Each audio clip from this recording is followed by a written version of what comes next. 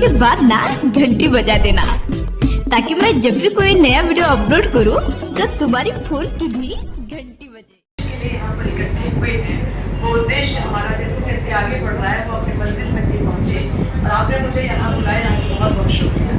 बहुत संक्षेप में अपनी बात होगी, मैं जानती हूँ कि समय नहीं है और बहुत ढेर सारी बातें करने का समय नहीं है, बहुत ठोस पॉइंटेड बातें करने का समय है।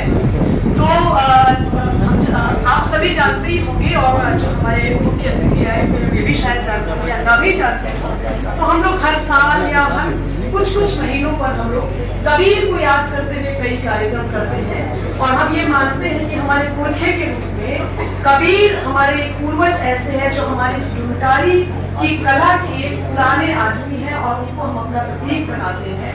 कबीर ने कहा था, काशी बसे जुलाहा एक, और वो हमेशा इस बात को बड़े गर्व से कहते रहे कि मैं काशी का जुलाहा। उन्होंने अपने श्रम के बल पर, अपनी मेहनत के बल पर काशी के तमाम जो एलीट वर्ग है, जो बड़ा वर्ग है, जिसके जो तमाम मेहनत कशों के बल पर बहुत राज किया करता था, उसको चुनौती दी कबीर ने। और उस जमाने में कबीर का जो जमाना था वो सामंतवाद का जमाना था, फ्यूडल जमाना था।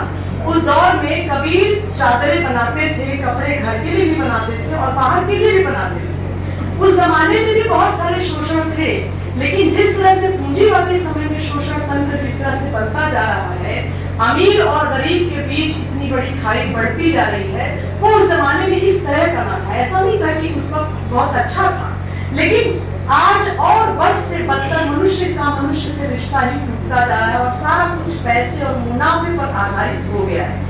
आप जानते हैं कि आप भी के इसी शहर, इसी बनारस, इसी काशी से कबीर ने उन सारे मुनाफाखोरों को चैलेंज किया था, और उन्होंने लिखा था, मेरा तेरा मनवा कैसे एक होई रे, तू कहता कागज की लेखी, मैं कहता आँखिन की देखी, मैं रहता सुलझावन हारी, तू रहता अरुझाए।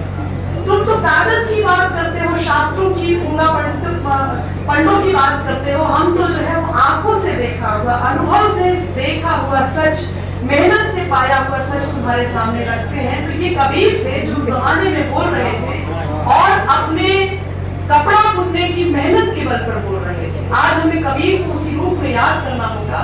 और बहुत कम समय में मैं आपको एक और बात बताना चाहूंगी कि यहीं से एक और किताब आई थी, झीनी झीनी बीनी चदरिया। आप लोग अगर पढ़ते लिखते होंगे, आपकी रुचि होगी लिटरेचर में, तो आप अब्दुल बिस्मिल्लाह की एक किताब है झीनी झीनी बीनी चदरिया, जो कबीर की किसी पंक्ति से लेकर के वो उपन्यास लिखा गया। उसी उपन्यास के कुछ कथानक से मैं आपके बीच कुछ बात रखना चाहूंगी।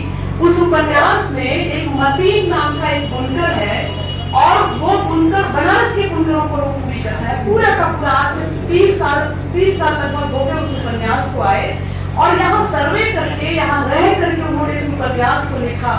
मतीन जो बुनकर है, युवा बुनकर है, जो बुनकरों को एकजुट करने के लिए बुनकर साझा मंच जैसा संगठन बनाता है, और तमाम लोगों को एकजुट करते हुए लड़ता है, लेकिन धीरे धीरे वो थकता भी है। सरकार से जो चीजें चाहिए, सरकार उसमें कोई सहायता और मदद नहीं कर पाती है।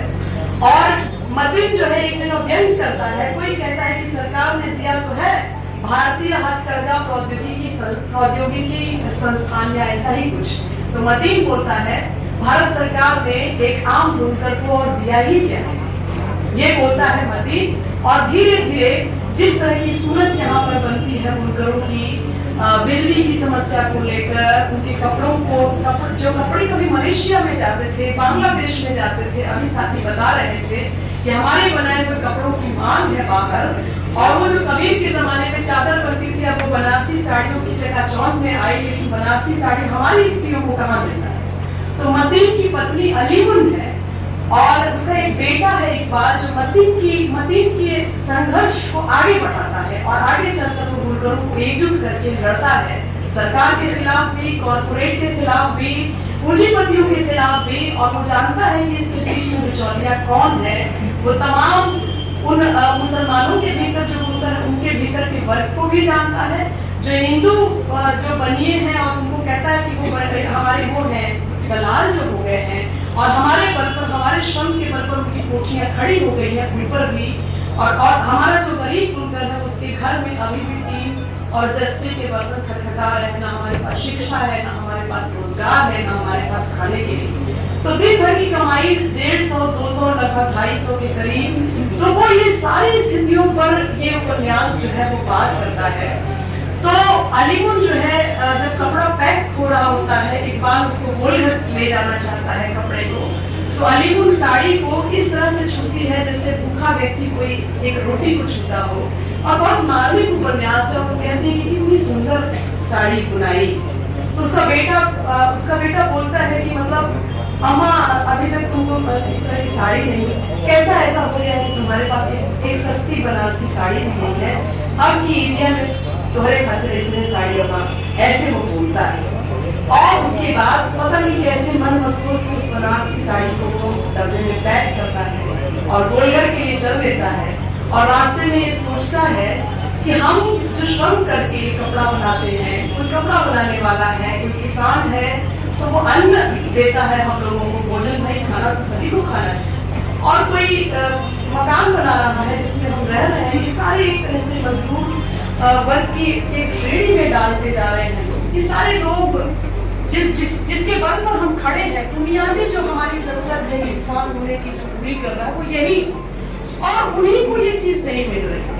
जो खाना दे रहा है आपको, उसके लिए ठीक से भोजन नहीं है। जो कपड़ा दे रहा है वो उसके पास ठीक से कपड़े नहीं। अपनी माँ को याद करता हुआ बचपन के संघर्षों को याद करता है इकबाल, और कहता है एक साधारण सूती साड़ी और सलवार कुर्ते में माँ की जिंदगी कट गई, और हम लोग किसके लिए इतनी चमकदार सुंदर रेशमी साड़ियाँ, बनारसी साड़ियाँ बनाते रह गए। तो उपन्यास को 2 खंडों में उन्होंने बांटा, और देखिए ये भी किस तरह से प्रतीक के रूप में बांटा। ताना खंड और बाणा खंड, 2 भाग में उपन्यास को रखा। आप जानते हैं, आपसे बेहतर कौन जानता है कि ताने वाले पर कपड़े को बुना जाता है। तो ताना खंड में सारी समस्या को मतीन देखता है और एकजुट करता है बुनकरों को, और बाणा खंड में बहुत मार्मिकता से बहुत खराब हालत बुनकरों की जो आती है, और मतीन जो है वो मऊ पलायन कर जाता है। आप ये जानते हैं कि पलायन की अभी 2023-24 की रिपोर्ट के अनुसार 3 लाख बुनकर बनारस और पूर्वांचल से लगभग पलायन कर गए हैं, और 50 से 70 के करीब आत्महत्याएं यहाँ पर हुई। मुझे नहीं मालूम कि एग्जैक्ट आंकड़े क्या है, लेकिन इसी के इर्द गिर्द जो मैंने पता किया है, तो इसके इर्द गिर्द आंकड़े हैं, और आंकड़े हैं अभी तो, और अंदर क्या चीज है नहीं मालूम। मऊ की तरफ पलायन करने के बाद भी स्थितियां ठीक नहीं होती है, और आप सभी जानते हैं कि ये सारे बुनकर बड़ी संख्या में सूरत और बेंगलोर की तरफ पलायन कर रहे हैं। और जो पहले घरों में काम होता, स्त्रियों की स्थिति और दुखद है, वो घरों में अपने घर के काम के साथ साथ बाकी साड़ियों का काम भी कर रही है। उनके लिए जीवन के जो सुविधाएं हैं वो और भी कम उपलब्ध है। तो सूरत अगर आप जाके देखते हैं, आप बेंगलोर जाकर देखते हैं, तो वो कैसे फैक्ट्रियों में और कॉर्पोरेट जमाना जो जिस तरह से सबके पीछे लगा हुआ है पूंजीवाद के संदर्भ, उसके जंजाल में, उसके शिकंजे में एक बुनकर सिर्फ और सिर्फ मजदूर बनकर पिसकर फंसकर रह जाता है। वो बुनकर जो हुनरमंद कहलाता था, जो कला का एक प्रतीक था, जिसके दम पर सारी सरकारें कहती है कि बनारस जो है वो बनारसी साड़ियों का गढ़ है, और बनारसी साड़ियों की अपनी एक कीमत है, अपना एक सौंदर्य है, पूरी दुनिया में आप उसको प्रचारित करते हैं।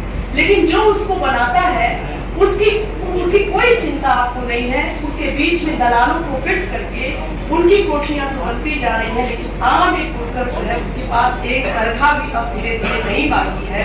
वो मजबूर है भूखमरी के लिए, और चूंकि हुनर से उसका काम जुड़ा हुआ है, तो वो शरीर से और अपने हाथों की कोमलता और नाजुकी से इस तरह से उसने काम किया है ना, रेशे रेशे और धागे के साथ, कि वो मजदूरी करने की नौबत आ चुकी है। आप जानते हैं, आप सभी लोग जानते हैं, लेकिन वो उसमें भी कैसे है। तो एक सीलन भरे बदबूदार कमरे में एक मजदूर की जिंदगी को सीमित कर देना, एक तो वो उपन्यास की मामले में मैं आपसे ये कहना चाहती हूँ, और हम लोगों ने भी जो देखा है, जो समझा है, और आपसे बेहतर तो कोई जो झेल रहा है, जो देख रहा है, उससे बेहतर तो कोई नहीं जानेगा। लेकिन फिर भी जो समझने की कोशिश कर रहा है, जो इस लड़ाई, इस साझा मुहिम में अपनी शामिलगी चाहता है, वो भी देख रहा है कि इसको कैसे पार पाया जाए। तो जो सूरत चले गए हैं मजदूर, और यहाँ के जो बुनकर हैं और सूरत के बुनकर के बीच एक संबंध बनना चाहिए, बेंगलोर के बुनकर के बीच एक संबंध बनना चाहिए, और एक मऊ, आपके नजदीक जो मऊ है वहां पर एक संबंध बनना चाहिए। और जैसे आज हम इकट्ठा हुए हैं अपनी चीजों को लेकर के, इसी तरह की एक बड़ी मुहिम हमें दिल्ली में करनी चाहिए, क्योंकि बहरों को सुनाने के लिए भगत सिंह ने कहा था, कल ही उनका स्मृति दिवस था, तो उन्होंने ये कहा था कि हमने बम इसलिए नहीं मारा कि किसी का नुकसान, उन्होंने कहा बहरों को सुनाने के लिए हमने इसका इस्तेमाल किया, तो हम किसी का नुकसान नहीं चाहते। हमको किसी से ये नहीं है, हमारे जो मेहनत कश लोग हैं वो एकजुट है, अपनी बात कहना चाहते हैं, अपनी बात सुनाना चाहते हैं, जेन्युइन बात।